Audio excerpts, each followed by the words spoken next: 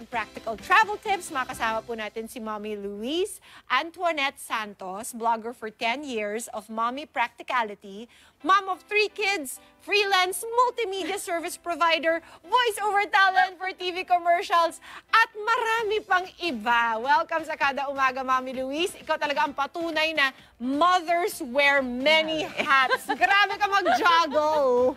Napakadami. Good morning! Good morning, Miss Pia, and good morning sa Kada Umaga. Yes. Thank you for being here Thanks on also. site.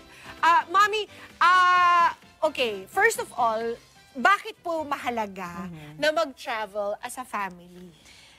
For me, no, mahalaga na mag-travel as a family kasi while mahalaga na mag-save tayo at mag-invest, 'di ba, at mag-budget, mahalaga din na nag-i-invest tayo sa memories ng ating mga anak and the whole family as well. Oo. 'Di ba sabi nga nila, don't buy them toys, 'di ba?